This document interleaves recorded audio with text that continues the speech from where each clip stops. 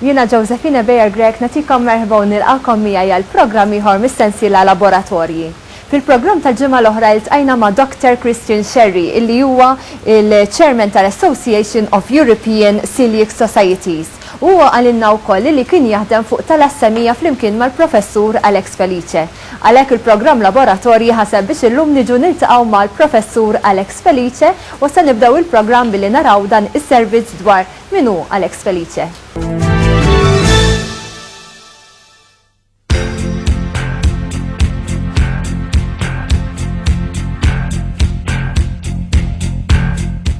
Il-protagonista tal-programm tal-lum laboratorji huwa il-Professur Alex Felice. Huwa twilet u il-Belt Valletta. Attenda l-iskola primarja San Giuseppe il-Belt, l-iskola sekondarja il-Liceo fil-Ħamrun, l-Upper Secondary u l-Università ta' Malta. Igradwa bħala tabib fl-1971. Fl-1980 studja fil-Medical College ta' Georgia fl-Istati Uniti u minn hemm sar Associate Professor.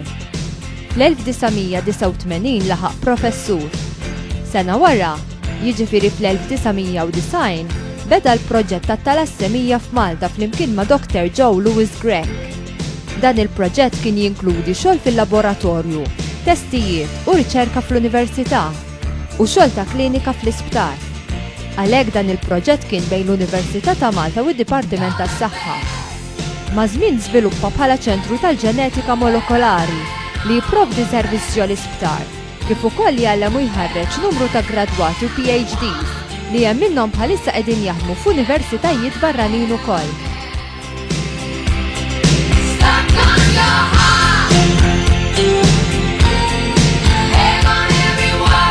Fil-ħin liberu, il-Professur Felice jħobb jisma' l-mużika, jaqra xi ktieb tajjeb u jsegwi l-futbol. It-timijiet favoriti tiegħu huma il-Belt Valletta, il-Milan u l-Manchester United f'din l-ordni.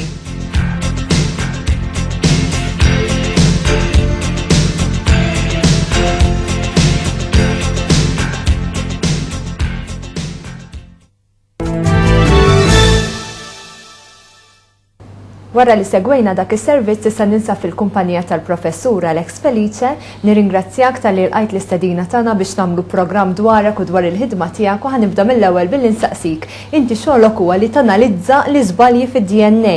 X'ikunu dawn il-mutations? Inti għedtilhom żbalji, mill-kelma hija mill-klassiku mill-Grik to change, jiġifieri huma tibdiliet fil-sekwenza, il-mod kif inhu normalment miktub il-tekst ta' DNA. DNA naturalment huwa il-molekul li jittrasmetti l-informazzjoni ġenetika minn ġenerazzjoni għall-oħra, huwa bħal operating manual li għandu l-istruzzjonijiet miktubin ġo fih ta' kif jiżviluppa u jikber u jopera organizmu wieħed.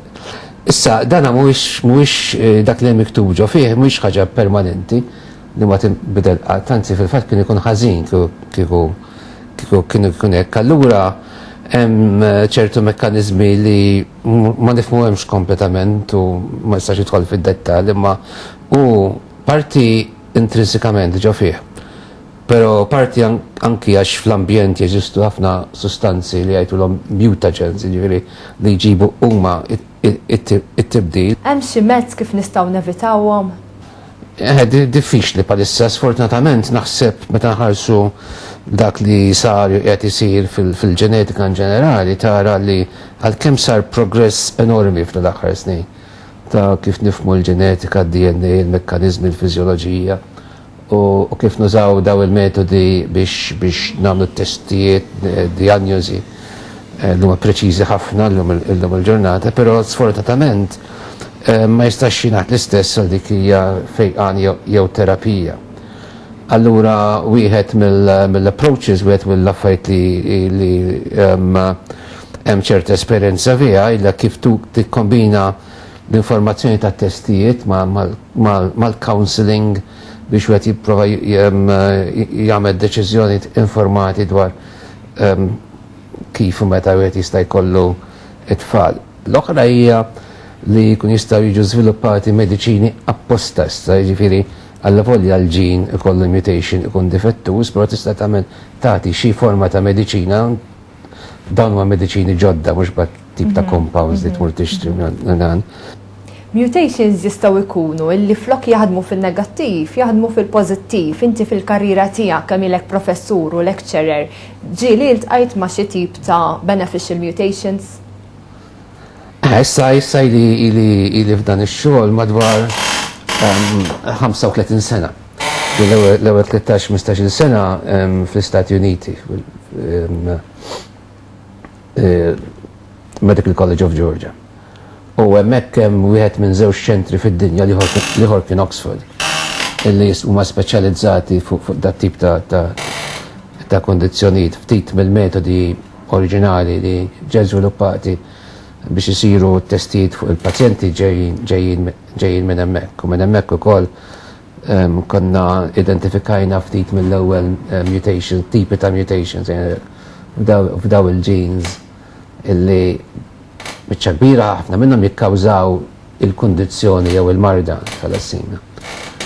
Per hemm oħrajn fi hemm tibdiliet fis-sekwenza tad-DNA li jistgħu jkunu ta' vantaġġ. Pereżempju, waħda mill-features affaxxinanti ta' daw il-genes, il-hemoglobins, hija li matul l-iżvilupp mill-embryo għal-fetus sakemm jitwieled u mbagħad jikber u jsir adult.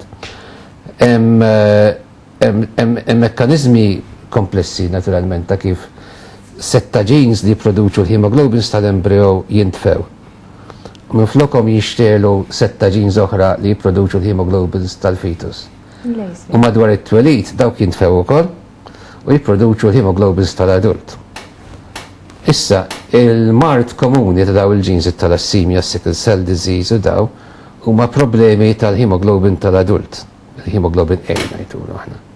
Aħna ngħidu kieku kellna nafu kif daw il-genes jaqilbu minn wieħed għall-ieħor, għana forsi jista' jkollna mekkaniżmi jew mediċini ngħidu hekk illi anki fl-adult nistgħu naqilbuh lura mill-lej għal tal-fetus. Għax daka nafu li jaħdem fl-adult għaw kundizzjonijiet ngħidulhom hereditary persistence of fetal hemoglobin, jiġri dak li ikun wieħed waħda minn dawn mutations probabbilment beneficjari illi ma tħallix dis-switch tiġri.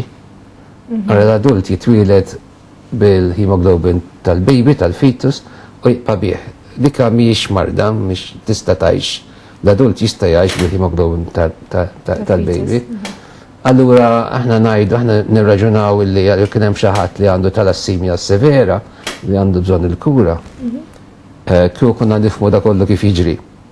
U kellna dat tip tal-mediċini, ara tista' taqilbu lura għad-dem tal-fetus tal-baby u m'għandux problema. Iktar pal ma jgħidu Taljani traldire il-fare. C'è un gran mare dija waħda mill-kwistjonijiet mid-domandi l-iktar challenging, fascinanti fil-bioloġija tal-bniedem u l-mediċina, għax probabbilment jekk nifhmu nifhmu ħafna affarijiet ukoll fuq kif jaħdmu genes oħrajn.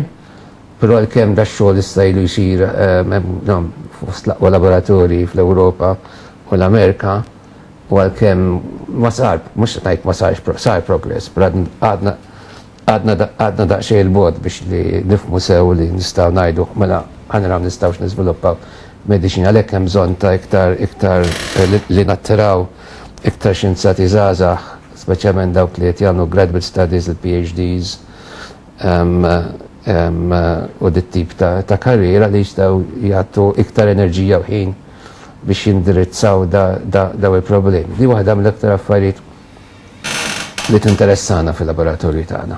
Ħani naqat miegħek biex nawguraw li jkun hawn aktar minn dawn ix-xjentisti għal din ir-riċerka u ħanadu issa għal dan it-tieni servizz fejn se naraw x'ikun qed jiġri fiċ-ċellola meta tkun qed tinqasam.